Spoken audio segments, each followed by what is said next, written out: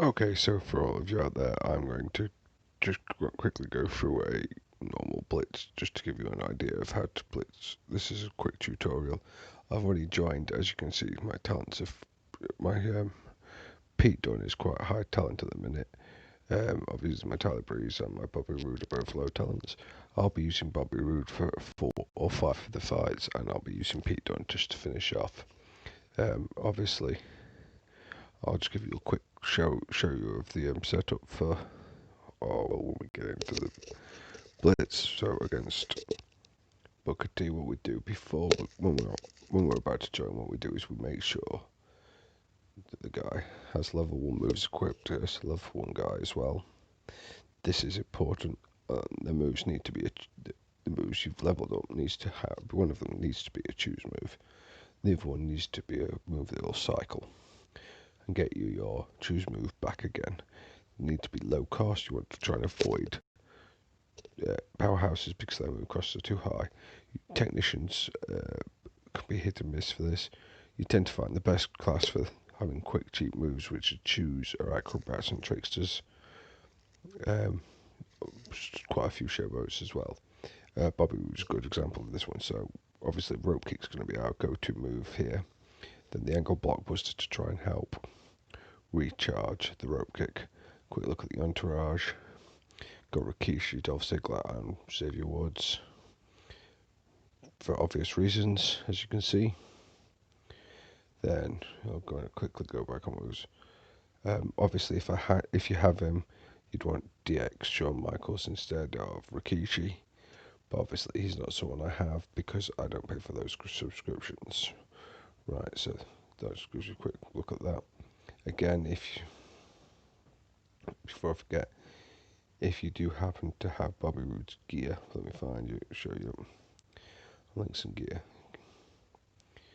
Like me, the moves start with 2 more move points. It's always going to be a little handy little thing to have.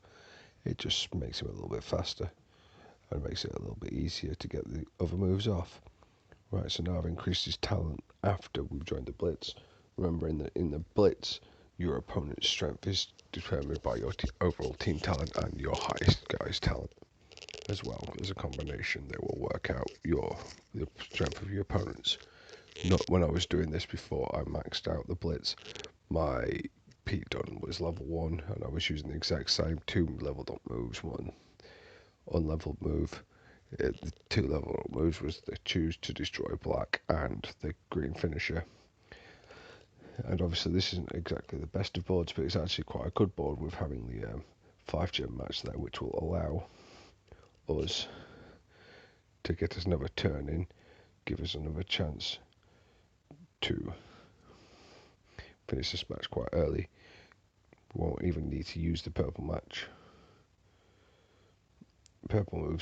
because we're going to get that match there, and that's going to end the fight.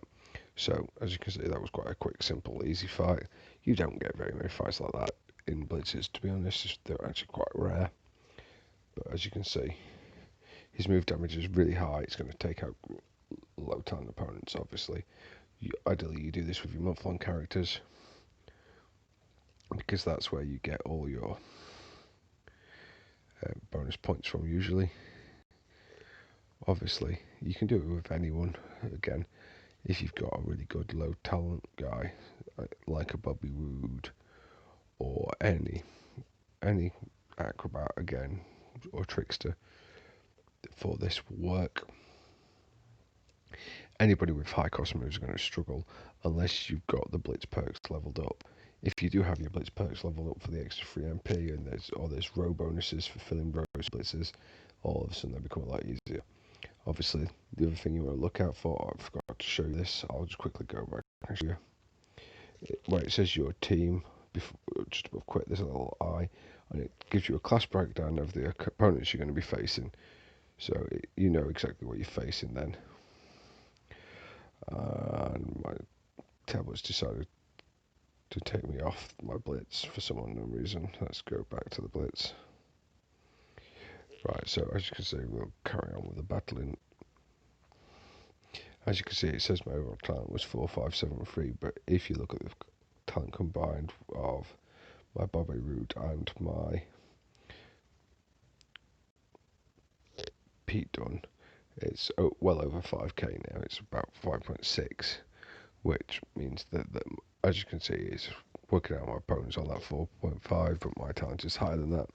Obviously, you can get your talent down to about 1300 if you're using all of one guys with this technique. Having two guys who can be used in this way while you're running a blitz just gives you extra options. And look, there we go, purple match, turn 1. He's got a red match on the side, which he may or may not take. Yes, it'll be quite a bit of damage, because especially if he gets that black gem with that as well. But nothing that I'm overly worried about, because I know that once I hit this move, the fight's over anyway.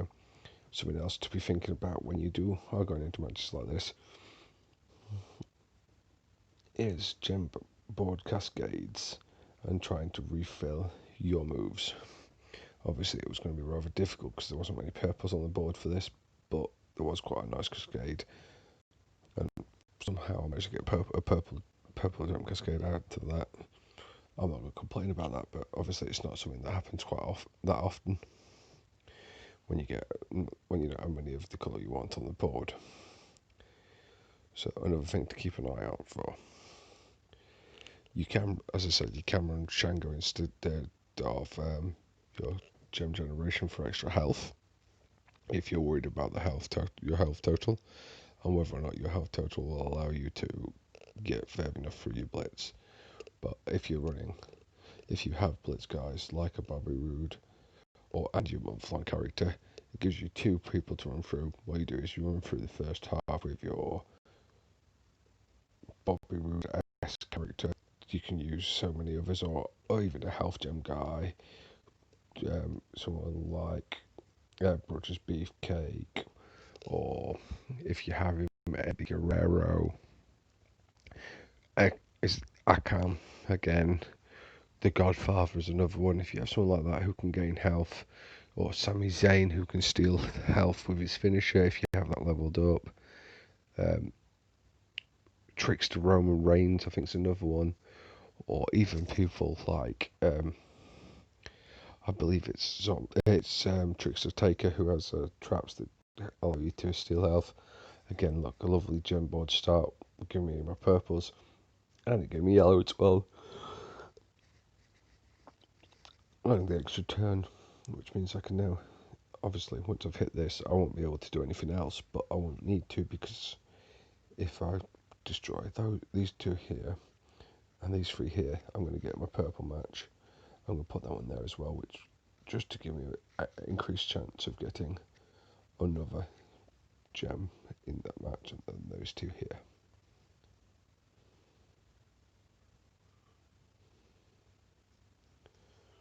As you can see, I've already made quite a good start on recharging my moves. Shouldn't need to worry about that, because I should anyway. When you have his health completely taken out next turn,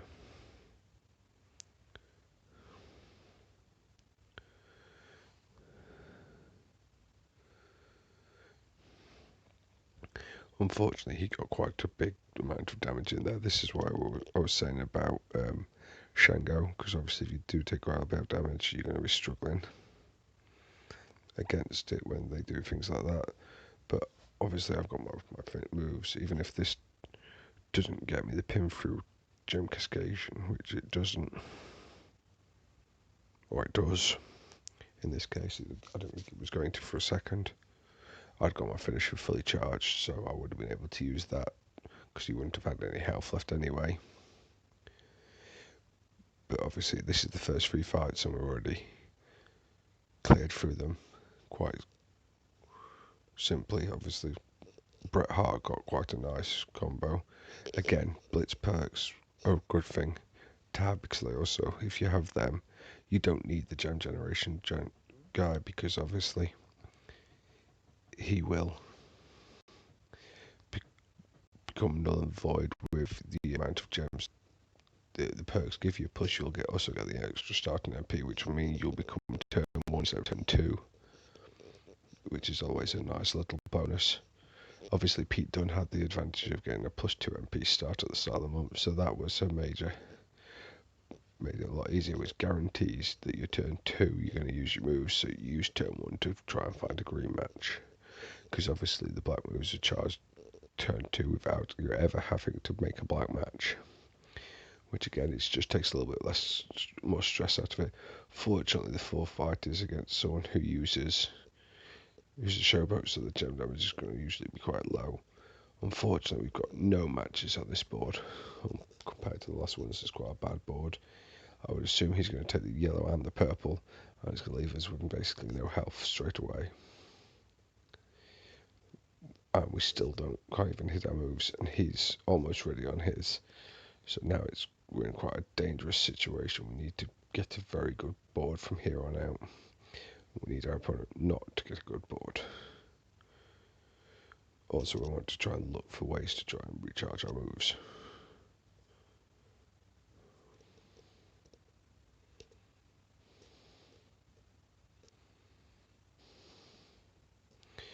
Which there doesn't seem to be much in the way of that on the board at the minute, which is really not helpful.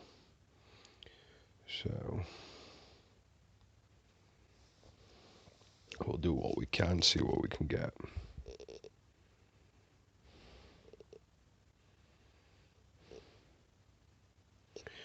And just hope he doesn't get a cascade on his turn, because otherwise this will end this prematurely and it won't be a very good example run. I'm hoping that he doesn't get a cascade, although there is possibilities for cascades all over the board, which is rather irritating. We do, however, have 2 moves in our arsenal. Obviously our finisher won't win the match because it's not going to be nowhere near enough damage. But hopefully if we do this and we can push the pin bar further enough back the other way, even if he does take the cascade blind break, we'll just survive, which will allow us to take him out. Obviously it means we're going to have to use Pete Dunne for an extra fight, which we didn't really want to do, but obviously I'll give you a chance to show you how Pete Dunne runs.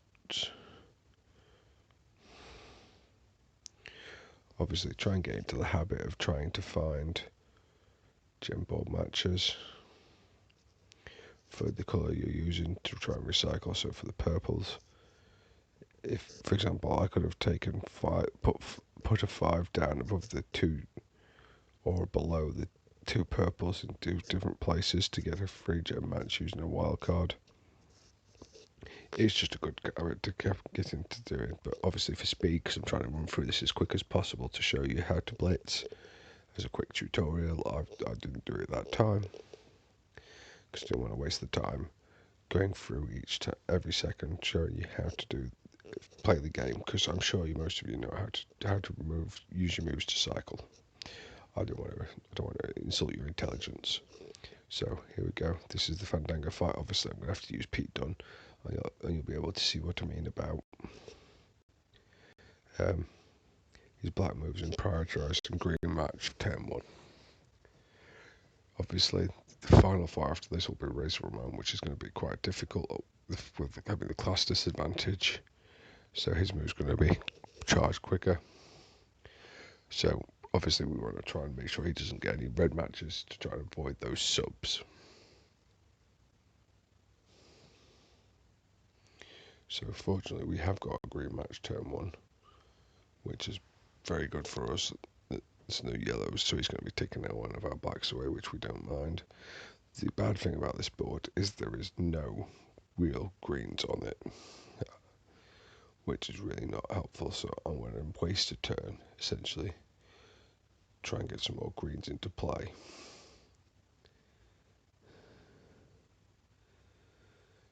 There we go, that's better. We've now got enough greens in play to make this move effective.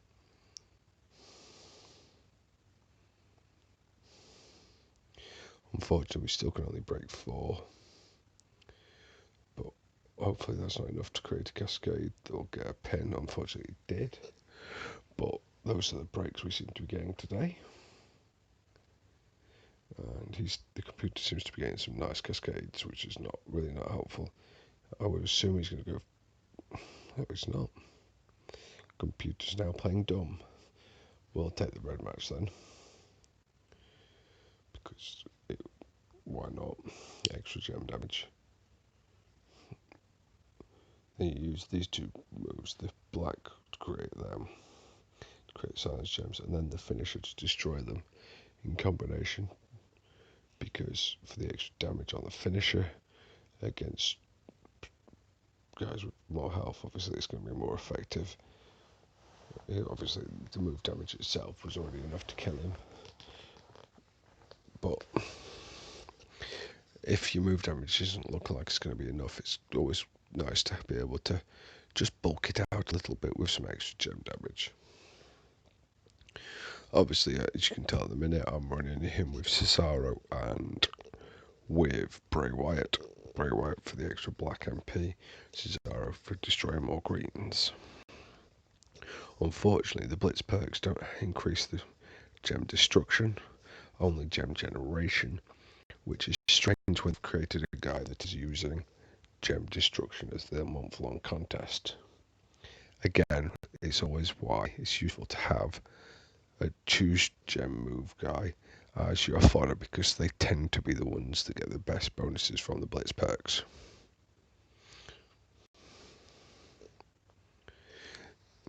Saying that, even if you have the Blitz perks maxed, it's plus 3 MP. You have a MP trainer, which is 4 MP, plus you 1 for the turn, you're going to have 8 MP. So even some strikers and some powerhouses will be able to go on turn 1 as well. For example, Sting's only 7, so he'd be able to go on turn 1.